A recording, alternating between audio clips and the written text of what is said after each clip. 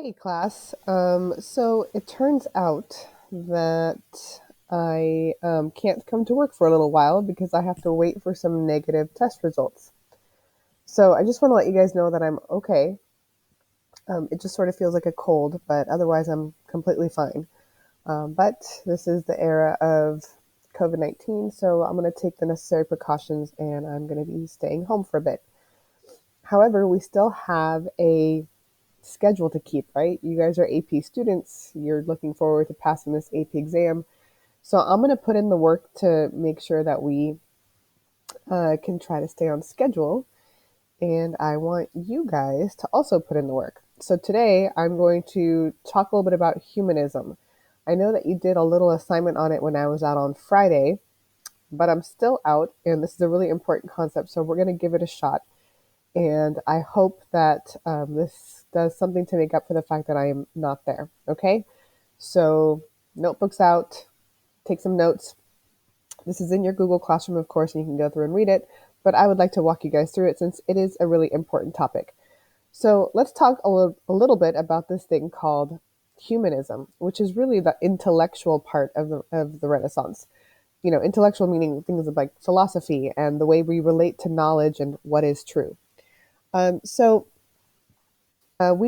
been looking at Machiavelli, right? And Machiavelli was a humanist as well. It doesn't seem like he was because he's kind of got this reputation for being this tough guy, but he's a humanist because he focused on humans, right? He wrote about politics the way they really were, not the way they ought to be, not the sort of Christian ideal of what politics should be. He wrote about the way things actually were. He was realistic. And realistically, humans are flawed. But realistically, humans are also pretty great and can do awesome things as well. And so this is what humanism seeks to understand about humans is how we are capable of relating to knowledge and relating to each other and thinking for ourselves in a whole new way, especially after the experiences of the previous century. So humanism, okay, and what we're going to be looking at here is humanism and the effect that it has on philosophy, on education, on attitudes towards politics, and even how history itself is studied. I know to you guys, you might be thinking, like, oh God, this doesn't really sound that exciting. I want you to understand one very important point, though. Humanism is how the world became modern. If there had never been a humanistic movement in the Renaissance, the world might look very, very different today. We might still be living with a very medieval mindset. So I cannot overstate how important the concept of humanism is. So we're going to touch on this for a little while. So first of all, remember that intellectual and artistic developments of the Renaissance were really important. And you see two themes here, right? Individualism, which is kind of focusing on the individual person. And we see this in like the portraits of the Renaissance as well. And kind of the focus on the individual human form. And this idea that we are individuals, we have our own individual souls, we have our own individuals' minds, we're capable of thinking for ourselves. And then also secularism, right? This idea that the church is a place of faith. It's the house of God. It's the place where humans obviously turn to in times of struggle and spiritual comfort. But it's not the only source of information out there, and that we ought to seek other knowledge, and that is okay to do. It's not anti-religious to do something like that. So for that reason, we say that humanism was the most important literary and also intellectual movement of this time period. And if you're taking notes, write this down. Sometimes humanism is also known as the liberal arts or liberal studies. And back then, they even sometimes simply called it letters. Like being educated in letters meant that you were educated in the humanities. Um, Even some colleges today, you could go and get a degree, a bachelor's degree in what's called liberal arts or liberal studies. I graduated from the College of Letters and Science from the University of California. So it's still a term that is used today. So it's obviously based on Greco-Roman literature and history, right? It's this idea that the Renaissance is all about the rebirth of the classics, the Greeks and the Romans, and the term humanism comes from the term Studia Humanitatis, which is Latin, of course, for humanity studies. And it looks at grammar, rhetoric, history, philosophy, poetry, literature, art, moral philosophy, and ethics. And a lot of humanists at the time were teachers, or they were the secretaries that worked for Italian governments, like Machiavelli himself. And so they kind of take on this more human look, more human sided, human centered view of all of these things: philosophy, poetry, grammar, rhetoric. Because before, in medieval times, people used to teach that history, like historical events, were acts of God or the gods.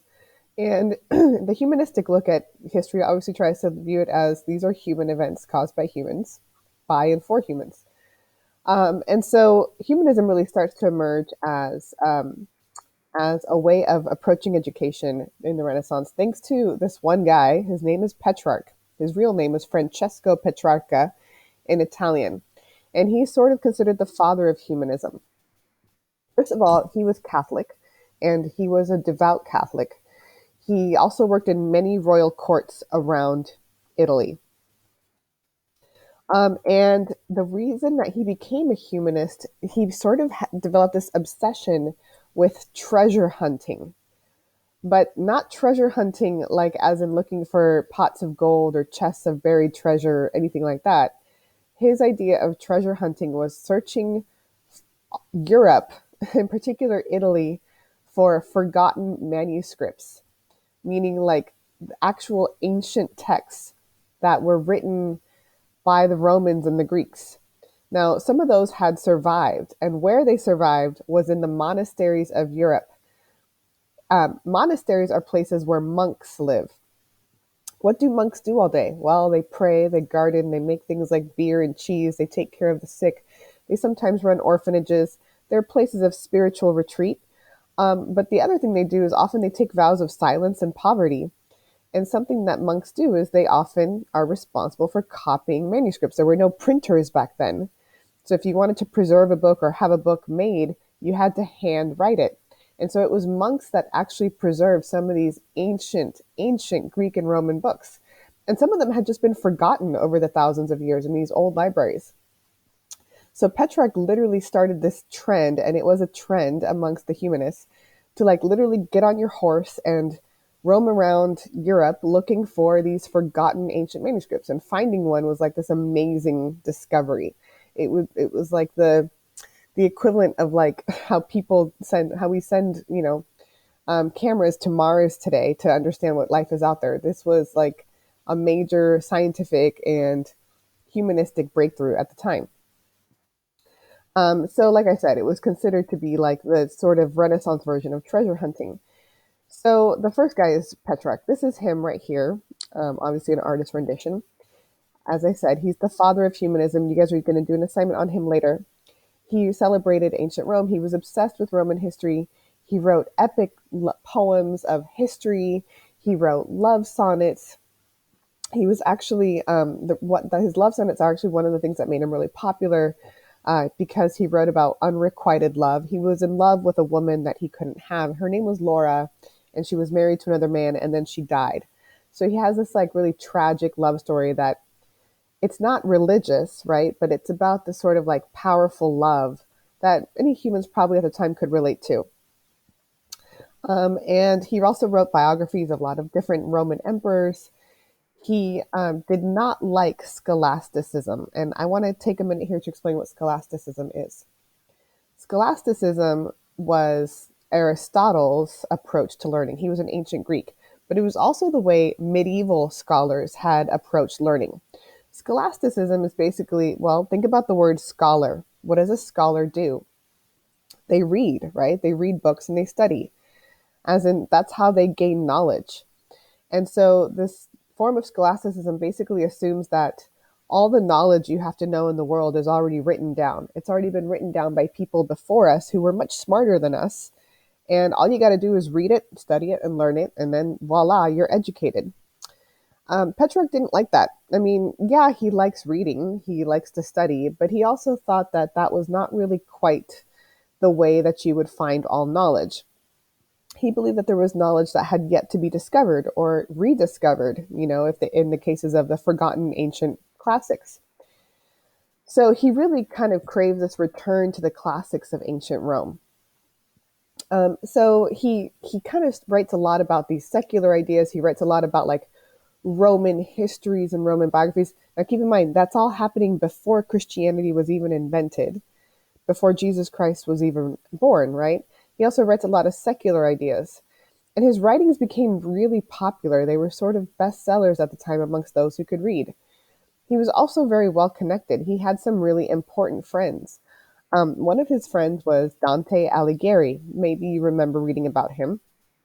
He also wrote in lived in Florence, and he wrote many books. Also, he wrote in what's called the vernacular, and I talked about this before, but meaning that he wrote in Italian, not in Latin.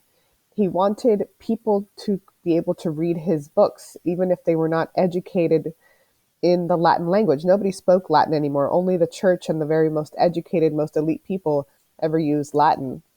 Regular people, regular humans spoke in vernacular languages. They spoke Italian where he was from. He's also considered the father of the Italian language because his dialect of Italian kind of became the whole Italian language.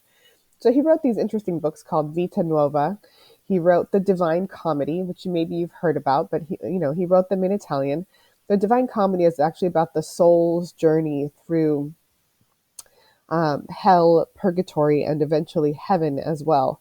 So it has a very spiritual element to it, while at the same time discovering the inner workings of a human being and his own individual journey through hell, purgatory, and heaven. For those of you who are unfamiliar with purgatory, purgatory is this like in between place that Christians believe in. That's like not hell, but it's not heaven, but it's a place where souls can get stuck for a while. But he also writes about religious and secular ideas as well. Again, keep in mind, both of these men are, religious. So this is sort of the beginning of the appreciation of like the vernacular language, Italian at the time, which could be a tool of culture and education, something everybody could relate to, not just the elite, not just the wealthy, not just the church, but everybody could bond over, these great stories and culture that are written in their language. So that's why he's, like I said, called often the father of the Italian language. Okay, and then lastly, their other friend and student was a guy by the name of Giovanni Boccaccio, and he was the youngest out of them. He was actually Petrarch's student and friend, and he was the one who wrote the Decameron. Now, you guys could probably relate to this, and I feel kind of weird saying it now since I'm currently in quarantine, but he wrote a book about these people who go and they escape the plague, and they hide out in this villa, and they have nothing to do to keep themselves busy while they're just like waiting for the plague to go by and so they can just go out in public again. And so they entertain each other with these funny stories, and some of them are really clever. Some of them were downright kind of naughty and bawdy and sort of R-rated. Some of them were very dramatic. Some of them were scary. Some were tragic. The point is though, they're all human stories. They're about human experiences. They're not about kings. They're not about Jesus or God. It was a very sympathetic look at human behavior, and it became incredibly popular. And it actually is still sort of popular today, as uh, the current pandemic has taught us that entertainment is so important when you're dealing with some like this sort of isolation. And it can actually remind us that we're much more connected than we think we are in times like this. So, anyway, all of this humanism, what does it do for us? What is it? How does it exactly does it lead to the modern day? Well, essentially, because it started in Florence, which is the birthplace of the Renaissance, it was tied to this idea of civic spirit and pride. The idea was that if you could receive a humanistic education, meaning that you could learn grammar and rhetoric and poetry and history and politics and literature and all the things that connect us as human beings. In other words, if you really understand humans, then you should put that knowledge to good use and be a good citizen and maybe even become a leader in your community. That's what civic humanism means. It means being part of a civic society and putting humanism to good use. This is actually based on the ideas of Cicero, who was an ancient Roman philosopher. And guess who discovered Cicero's manuscript? It was Petrarch on one of his voyages. This is actually what got the ball rolling. Cicero, who was this Roman intellectual, statesman, and philosopher, basically said that the ideal humanist, he's not just smart and clever and sophisticated for the sake of being all those things. He puts it to use. He gets involved in his government. He uses his kind of rhetorical training and language and grammar and all these talents he has, and he serves his country. He serves his state and his community and his city. In other words, intellect and education should serve to make us better citizens and, actively participate in our state, not just be like these solitary occupations. Smart people shouldn't just sit in rooms and read books. They should do something with that intelligence. Don't you guys agree? This is how we're going to celebrate the dignity of humankind and seek to live a life of virtuous action and be good people. This is kind of what the ancient Greeks believed in as well. This is how they built their democratic society. After all, if you're going to have democracy like you did in ancient Greece, where people participate in their government, don't you want those people to be educated? Don't you want them to know how to relate to other human beings? So this kind of gets us down to the goal of humanism, right? What does humanism really seek to do? What are the goals of an education? So if you're writing anything down, write this list down. The goals of a humanistic education are, first of all, you should learn to master the ancient languages. We don't do that anymore in school. Should we? I mean, I don't know. Learning Latin is actually pretty useful, especially if you want to go into things like medicine or law. To have innovative educators, not just educators who tell you to, hey, write this down and memorize it, but to discuss things with you and have conversations back and forth and ask meaningful questions. To discover new sources of historical information that are secular and not use the Bible as a history book, but to use other books as history books and to discover other manuscripts as well. So, in other words, what it boils down to is wisdom, eloquently spoken, knowledge of the good, and the ability to make others do good. Wisdom, eloquently spoken, simply means to be wise and to carry yourself well with it. To be eloquent, to be sophisticated, to speak well, to carry yourself well, to show others and demonstrate your education and how you actually govern your own speech. To know what is the difference between good and bad and right and wrong, and to inspire others to do good as well, to be good citizens. The whole idea behind humanism is this idea that if you are educated, it will ennoble you, it will improve you. The reason why you should get an education is not so that you can go out and get a job that's going to pay you millions of dollars one day. You should get an education because you'll become a better person for it. You'll become a better citizen. You'll become a Renaissance man or woman or person, a universal human that can relate to everyone and anyone and understand humanity itself. So here's your assignment, guys. Tomorrow, you're going to be doing something a little bit different. Today, however, your assignment is this. You have a web quest attached in your AP Euro Google Classroom. If you have not joined your AP Euro Google Classroom, you should have already done that. It's on the board on different colored sheets of paper if you need to see it, or ask a classmate. You're going to do a web quest about Francesco Petrarca and learn a little bit more about his life. And then tomorrow, you're going to be trying your shot at actually analyzing one of his writings. We're going to try it as a class. It's called Letter to Boccaccio, in which he writes a letter to his friend, Giovanni Boccaccio. And he's like, hey, man, the church is kind of attacking me for my humanistic approach to education. I think humanism is good, and he essentially defends his humanistic education. Even though he's a Christian, he also believes that it's okay to seek knowledge elsewhere. So, with that said, everybody, I'm gonna let you guys go here. You can email me, of course, if you have any questions.